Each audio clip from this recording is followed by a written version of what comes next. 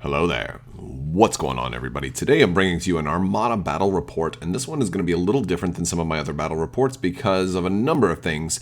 For one, there's Deep Space Nine. We're going to be actually using the Deep Space Nine that I have created for the game. I'm using WizKids' deep cut model. I've repainted it, made my own base and cards for it, and basing it off of the Super Star Destroyer with a couple of tweaks. And also, if you'll notice something else about this battle report, the original audio was gone. So I'm actually going to be just recording over this and kind of explaining it and kind of doing a narrator or almost like a sportscaster kind of narration. So here's the card for this Deep Space Nine. We've got 6 shields on each side, but there's only 3 sides because there's 3 sides to DS9, or 3, I don't want to call them quadrants. So tridents? No, that's not even right. I don't know. Basically the pylons, right? And it's going to function a lot like a Super Star Destroyer in this match, in that it's going to get some of the bonuses that a Super Star Destroyer can get. That like it can pass if it must be activated. It can gain the extra token when it reveals a command dial. And we're using a lot of the same stuff. I'm using Vader. I'm using a Simoon with Strategic Advisor and some other big guns, and I'm using a Victory with quads and heavy ion emplacements and gunnery teams. And I came out to exactly 500 points. Sean came out to 499, so he's going to be first player in this scenario. And basically he's got one really heavily loaded MC-30 with a bunch of smaller ships and a lot of squadrons. He's running just about everything on that MC-30, so it's going to be nasty. He's got the black die crits. He's got a lot of shield draining stuff. Some of his CR90s. He's got one Jaina's Light with a TRC. He's got a couple of blue die CR90s with heavy ion emplacements. He's running a bunch of bombers, and he's also got Nora for shield drainage. I did tell him in advance he'd be going up against a space station, and so I think a lot of Sean's mentality here was, let's focus on shield draining stuff. That cloud is going to be the Wormhole. If a ship is range 1 from the Wormhole, when it activates, it can teleport through the Wormhole. And the way that that's going to work in this particular scenario is if any of Sean's ships that go through the Wormhole are taken off the board, and he's going to get 20 points for every ship, 5 points for every squadron. And they can only go through at the start of their activation. They can disappear, so they don't get to shoot. They also go to a separate area where they're not going to count as being destroyed. They hyperspace away to victory. So he'll get 20 points per ship, 5 points per squadron. Conversely, the Imperial player, which is me, will get 20 points per ship, 5 points per squadron that are left standing on the board at the end of the game. And thus, that will, encourage him to not just try to maybe blow up one ship and fly away. We also decided that the space station is going to have a half-point rule, so if he's able to get half damage onto the station, he'll get half points for the station. Not for everything, because I have Darth Vader on the station as my commander, so he'll at least get half points, which it's a 220-point station, so he'll get 110 points if he can at least have 11 damage on the station by the end of the game. However, if I'm able to repair it to where it's less than that, it has to be the final state. So if I can run engineering, then I'm going to be able to get more points off. And then if I can get it to down like to 10 points or less, then he won't have any points there. But I'm really pleased with the way that the station turned out. I think, in the following games and stuff, I'm going to make a larger base. A lot of people have asked me about the files for these, and they're not ready yet. Basically, this was just my first kind of test with it. One of the things I noticed is I feel like because the station itself is so much wider than the circumference of that circle, I want to do a bigger circle. I want to do a bigger circle that's almost as big as the station, and such that the pylons for the station don't touch the yellow dots. So I want the yellow dots to be visible. So I'll probably shoot for maybe a couple more inches, around. So this way it extends a little bit larger, because it does have a really big presence.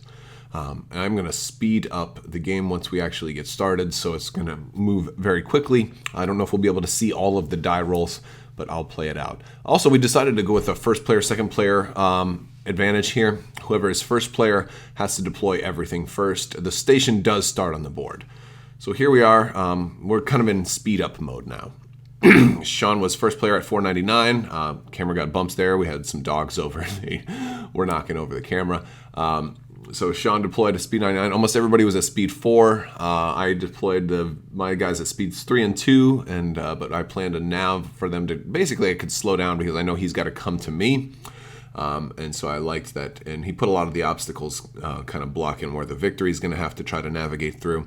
Sean's going to go ahead and start us off by activating that CR90. And I will respond with a strategic advisor. I'm going to make sure that he goes, has to do some stuff. So now I check range there. I know I do have that first CR90 just barely at long range, but the second CR90 is not in range. But the station will be able to do it. But so we're taking our first shot here. We're gonna get some damage on, doing some re-rolls with Vader. And then I think we get about 2 damage after the, he spends his defense tokens there. Because we got, Vader's, did a good job right there. So we were able to get a crit and a hit. And there's going to be 2 health left on that CR90. And so then we got to move. I've revealed a nav. I'm planning a lot of navs this game. Because I don't want to bump into the station. We're treating the station just like a huge ship. So if you bump it, you're going to take damage. So MC30 moves up, and I think he was out of shooting range. So the Vic is going to, try to navigate these asteroids here. Now this was a little tricky because I really didn't want to start taking critical damage right away, especially there. So I go ahead and I kind of swing wide, trying to come around the asteroids. In hindsight, I think that was kind of foolish because I left myself with no, frontal arc shots for the next turn. Whereas if I turned in, it might have been a little smarter. And he's going to bring that GR75 with Bomber Command Center on there. And Bomber Command is just going to be so helpful right here. And then he's bringing another CR90 with the heavy ion emplacements up into shooting range for the next turn. So there's going to be a lot of stuff. I kind of forced him to do everything first, and I let the station go last, and then we're checking range in the station. Now the station has, like a huge ship can make 3 attacks, but we did decide to give the station one advantage in that it can have kind of a built-in gunnery team as long as one of those shots is a anti-squadron shot. So because I only have 3 sections, right? So I can shoot 3 times, and I can shoot a ship, But if I want to, and I do a move here, so I'm doing like I talked about in the discussion before. I did a move, and and then just a 1-speed move. I kept a token, and just to kind of angle to try to get double arc shots. Because if I want to shoot a ship twice, I'm going to have it double arced. So I can do a ship, a squadron, and a ship, or something like that, and I can shoot out of the same arc twice as long as it's ship and squadron, but not twice for the same thing. And now he brings in the bombers, and he's going to start, I think he brought in Nora Wexley first. Nora Wexley was just given all those other bombers the ability to drain shields, and that's very, very effective here. Even though I have 6 shields on each side, things like heavy ions just effectively drain all of my shields before their damage comes through. And I didn't put any upgrades on the station, and I'm really wishing I had at this point, because a damage control officer would have, saved me a lot of shields. An awful lot. But I guess the good point is, from that perspective, if you're facing heavy ions, just don't be afraid to redirect, drain all those shields right away, because then all of a sudden their crits are useless, right? I guess from a certain point of view. And we're just checking range here. And I think are we on turn 2 yet? I think we're still on turn 1, finishing up turn 1. Oh no, we're on turn 2. I just did Strategic Advisor again. And yes, he's doing some MC70. No, he's doing the CR90 shot with heavy ions. So he's doing CR90 again, and trying to. And we do a little bit of fidgety moving here because it's very close together. So we do a little bit of hovering, and I help Sean out a little bit there just to kind of make it as accurate as possible. And he is definitely trying to swing around to that little wormhole behind the station, so he can get there and kind of warp that ship out before it dies. I do have one big advantage here. And here you see the Victory has no front shots, and I've been like, at this point, I'm thinking, boy, why I should have just ate the asteroid, turned right into it, dealt with the crit, and it would have been worth it to have all those front shots. So that was definitely, we we make mistakes, and I think when you go back and you watch, especially if you guys want to record your own battles, go back and watch them again. I think it really helps because you can really get a lot of, whoa, look what I did wrong here. Look what I did wrong here. And I think that's one way to self-improve. I know for like video games, I was really bad. Well, I'm still really bad at Overwatch, but one of the things like people say is like record your games and go back and watch them again. Figure out where you went wrong, what you could do differently, and and then try to apply that. So we do have one CR90 gone now, which is helpful. And he actually got a crit on one of these CR90s that says you cannot resolve critical effects, and it was on that one that's still standing right there. So that one cannot use its heavy ion emplacements. So that was like a real lifesaver for me. So we activate the victory. We're able to turn it around, kind of get it pointed into the fight now, hopefully. And so that much is very, very important. So adjusting. All right, we're on to, I think, the next turn. Are we on turn 3 now? Or are we still in turn 2? No, we're still in turn 2. All right. We had more dogs attack the tripod. That's what it is. Sean brought his dog over, or one of his dogs, and I had my temporary dog over, and they were having a ball the whole time we're playing. So they were underneath the table. They were running around, just having a lot of fun. It was like a play date. So while we're playing Armada, they're playing Doggy-Mada. All right, so here we go with the Star Destroyer now. And he has his Corvette just out of my front arc over there at the top of the screen. And so I had a tough choice here. Do I want to, because I have gunnery teams on a Simoon, do I want to take a side shot, which potentially could kill that CR90, or do I want to let the station try to finish that off? So I ended up going with a flak because he's got a couple of those Shadowcaster rogue bombers in front, and I have 2 black on the Simoon, so I wanted to take those black die shots, and then also out of the front arc, and then also a front shot on his MC75, just because that's 6 dice, and also he's got the the chaff token on the front, and because I could hit the side, it wouldn't have been obstructed, so I took it on the side of his ship. I figured 6 dice with Vader is just not bad, and I was doing nav a lot through this game, so I didn't get my concentrate fires like I normally like to. I just think concentrate fire is so much better with Vader because not only can you add that die, but you can re-roll it as well. Just really, really helpful. So no, I think the squadrons, he does the GR75, activates squadrons. He's got he's got the upgraded squadron, so he can activate 3 whenever he does that.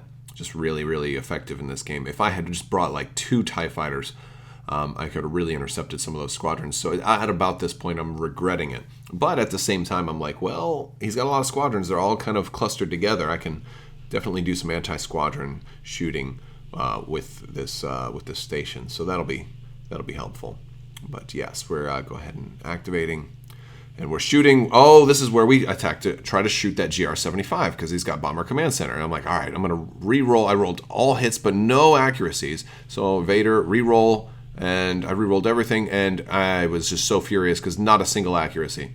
So 8 dice from the station, re-rolled almost everything, and nothing. I just couldn't get the accuracy to hit that GR75. So that was infuriating, and but that's the beauty of it, And yes, he also put Major Durlin on the MC75, which has actually proven to stop a lot of damage so far, and it's just a really nice, it's one of those crew he's expensive. Oh, here I am moving the station again, but if you add up over a game, especially if it's a ship you're going to get shot a lot, that is a lot of hull.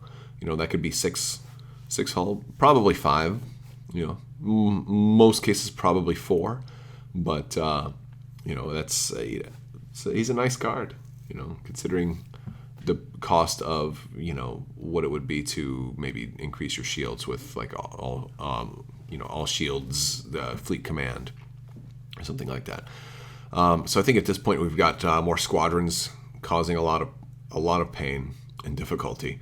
And he's rolling them, getting all those rerolls with Bomber Command Center, and I was just trying to deny him those rerolls. I think at one point even rerolled all of his dice by mistake, but I'm not 100% sure about that. I'm using little green dice to mark the shields on the station at this point. They're, I think at this point I've only got one. My rear section is the only one that has shields left, but I have redirects, so I can always redirect to the rear. So as you know, like redirect is actually really, really good if you're only going to run 3. And that's one thing I noticed. It was very helpful, but they dissipated quickly between Nora Wexley and heavy ion emplacements. Those squadrons were just completely destroying it. Here, I think his MC-75 takes a side shot on my Star Destroyer, and he gets a little damage to the shields, and he's got XI-7, so I can't redirect a whole lot, but the Star Destroyer is tough. And because most of the squadrons are focusing on the station, so my Simoon doesn't really mind at all. And here he's going to bump the station and also overlap. He used rapid launch bays just now to drop off 3 B-wings, which really, really stinks. But the good news is he accidentally ran into them when he rams the station. So I was able to push those B-wings all the way back, so denying them, because he put them in range of being able to shoot the station and saved them for the end of the game. So he didn't activate them yet. He activated different squadrons. And at this point, I was happy to see him accidentally ram his B-wings, and that's one thing like a really, really big station will do. It'll make you kind of run out of room, and making it even bigger is going to be tricky. I'm not going to deny that. It's going to be tricky to have something that big on the field, but I think we're going to have to get used to it with a Super Star Destroyer. So that's kind of part of, I think, the experience that we were pushing for in this game. So now we're on turn 3. I think this is turn 3. Yeah. But a new turn. I moved the station back a little bit because the MC-75 is right up against it, and it's at the exact same height of the station. And so I just moved the model of the station back a little bit, but it's still, you can see where the base is. It's still farther forward. And he does have double shots from his MC-75 on the station. He's got that side arc to the other side just barely. And so that doesn't look good for the station. But he's also only down. The station was able to take out his other Janus Light, so he's lost all of his CR90s at this point, and I haven't lost anything. So it's looking really good for the Imperial player, which is me right now. I don't really need to call myself the Imperial player. I can just call myself me, right? Palpatine has gotten a hold of the Infinity Gem and summoned a reality, from the mirror universe and pulled the station into his empire.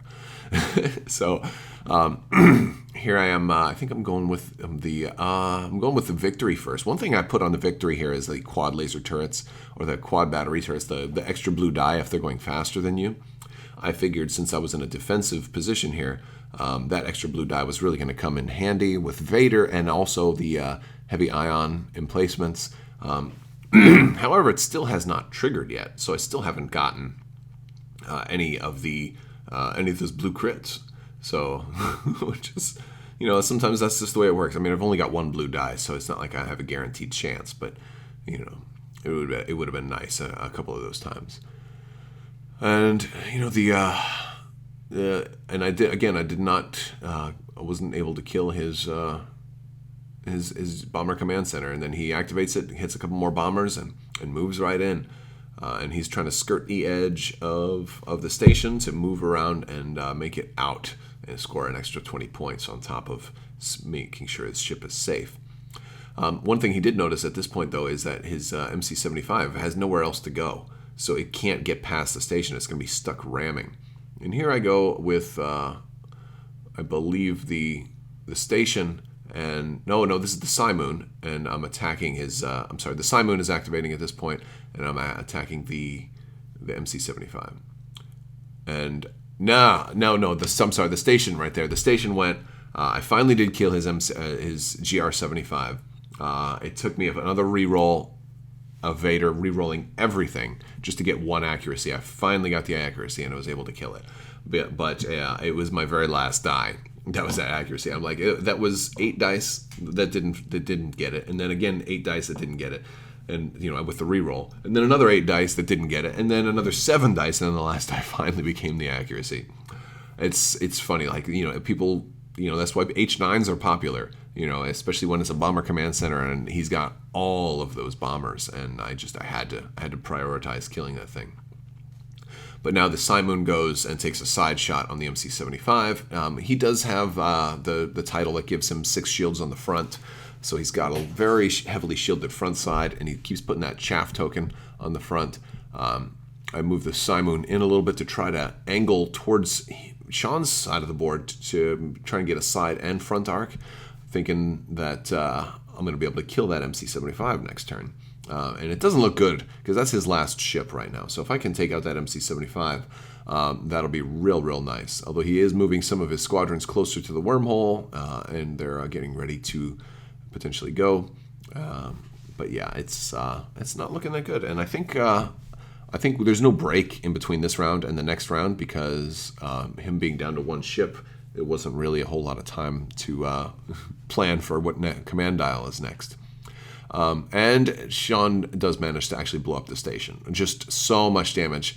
And this is about the point where I'm like, wait a second, I turned my ships facing outward to get double arcs, but I did not expect that he was going to be able to shoot right past and blow up the station. I thought he was going to be stuck. And I was like, I didn't expect that much damage to come in between all those B-Wings and MCs. And of course, I should have. But that shows you that even a Super Star Destroyer can be destroyed if you've got enough dice and enough shield draining. I guess my big lesson out of this is that while Damage Control Officer is important on a Super Star Destroyer, against like a Nora Wexley and a whole bunch of crit shield draining opportunities, that it's just going to overwhelm those 2 contain tokens. It's really going to overwhelm them. And that was one thing I saw. He had so many bombers, and I had no squadron defense. So I'll have to think twice about the no squadron meta. Because here was a case where a ship that the station that I was certain wasn't going to be destroyed. So certain that I, made it a point to, just say, hey, all you have to do is get it halfway down, and he, not only did he destroy it completely, but he destroyed it only on turn 4. And at this point he was able to warp it away, take it out throughout the entire, victory condition. And that does it. Yeah. So then we kind of do the wrap up. The audio again for this was totally unsalvageable, but MC-75 was the hero, getting couple rounds of double arc shot on the station, plus all those bombers, really hurt. So yeah, that's about it. Ultimately, though, it was a really fun game. I want to thank you all so much for watching, and have a great day.